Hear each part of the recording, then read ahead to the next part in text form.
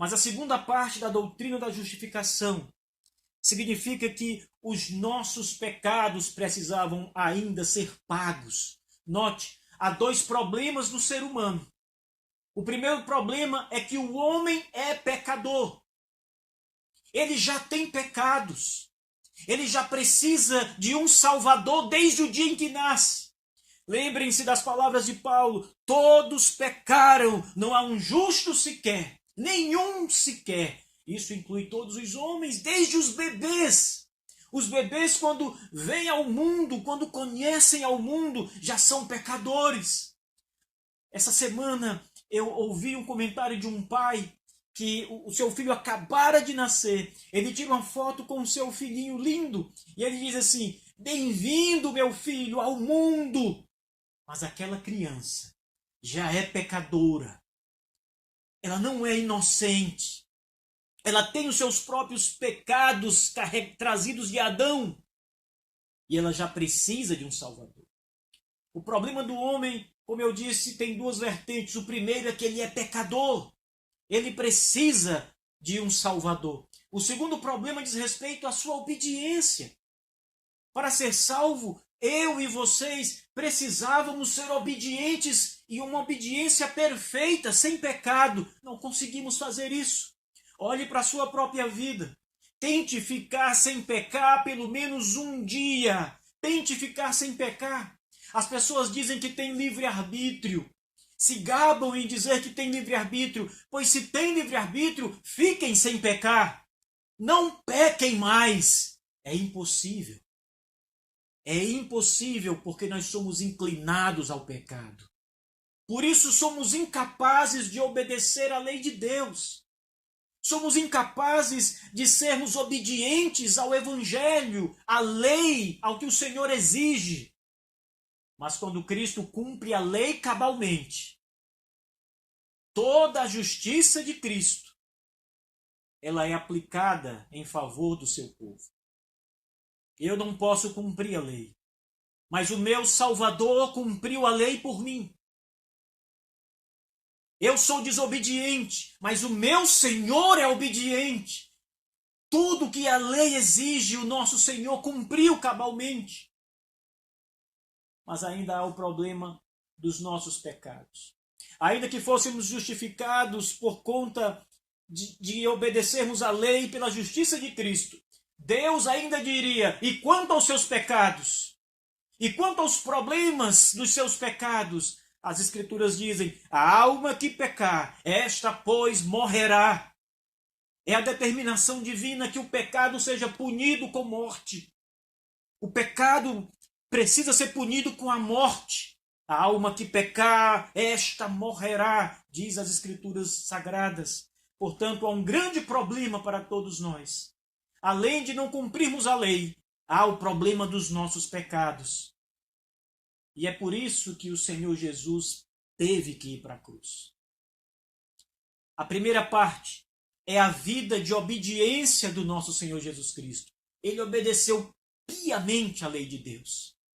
Essa justiça nos é dada, nos é imputada. A segunda parte da obra de Cristo é o Monte da Caveira. É a cruz em que o nosso Senhor foi pregado. E ele foi pregado no madeiro para pagar o preço do nosso pecado. Para pagar o preço do pecado do seu próprio povo. Jesus inocente, como vimos, sem pecado, obediente. Mas ele vai para a cruz. Porque ele está indo como oferta pelo pecado do povo eleito de Deus. Ele está indo para pagar o preço, para assumir totalmente a culpa dos pecados do povo de Deus. Ele entrega-se como sacrifício para que o povo de Deus possa ser perdoado, remido. E isso é justificação, meus irmãos. Notem bem. A justificação, ela fala de uma troca. Algo que nós temos é passado para Jesus Cristo. E algo em Jesus Cristo é passado para nós. A justificação, então, é os nossos pecados. A culpa que nós temos, toda a miséria do nosso pecado, é lançada sobre o nosso bom Senhor Jesus Cristo. E ele então carrega os nossos pecados para a cruz, para o madeiro, e é pregado e morto e ferido no madeiro pelos nossos pecados. Por causa da nossa transgressão, da nossa miséria, ele sofre no madeiro. É isso que nós damos a Jesus Cristo. Essa é a nossa parte nesta troca, que é a justificação. A parte de Cristo é: ele toma a sua justiça e passa para nós. A sua obediência passa para nós.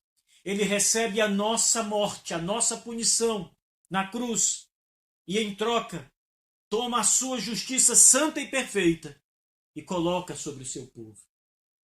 Isso é justificação pela fé.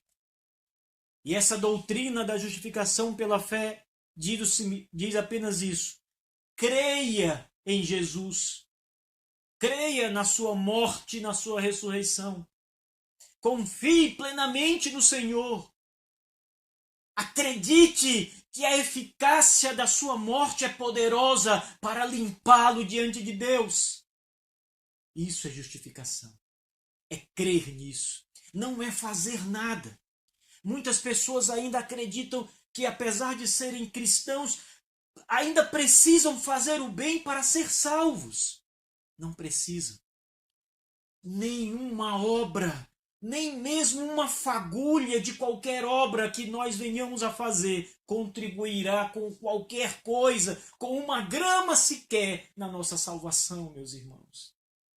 Eu não estou aqui levando vocês a dizer não pratiquem boas obras. Eu simplesmente estou dizendo que as boas obras que vocês fazem não acrescentam nada na sua salvação. Aquele homem que foi pregado na cruz junto com o nosso Senhor Jesus entrou no paraíso com ele. Diz Cristo: hoje mesmo estarás comigo no paraíso. Mas aquele ladrão não teve nenhuma obra de justiça a ser feita. Ele simplesmente acreditou piamente no Salvador. Ele confessou o Salvador. Ele creu verdadeiramente nas promessas de Cristo. E está com o Senhor agora, sendo consolado e tendo vida com Cristo. Por isso o apóstolo Paulo diz: justificados, pois, mediante a fé, não por obras. Não há obras na nossa salvação.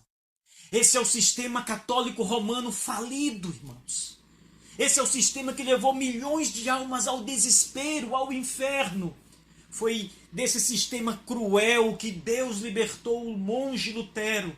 E foi desse sistema cruel que o Senhor tem libertado almas em todo o mundo. Creia somente.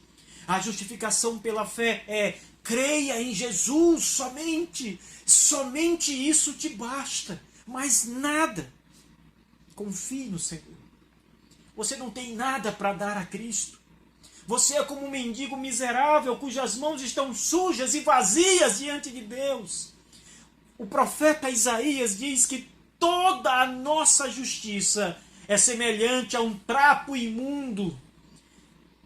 É semelhante ao pano menstrual que as mulheres usam nos seus dias de menstruação. Essa é a expressão que Isaías usa no texto original. Ele está falando que a nossa justiça, a justiça mais perfeita que o homem pode apresentar a Deus, é como algo imundo, imundo diante de Deus. Não confie em obras, confie em Cristo, na cruz do Calvário, onde ele foi pregado. Entregue-se ao Senhor, entregue-se ao Salvador pela fé. Faça como milhares e milhões de pessoas no mundo inteiro têm feito. Deixem suas obras de lado e olhem tão somente para o Senhor Jesus. Isso não significa deixar de fazer boas obras, deixar de realizar coisas boas, deixar de ajudar o próximo. Isso significa não confiar nas boas obras para a salvação.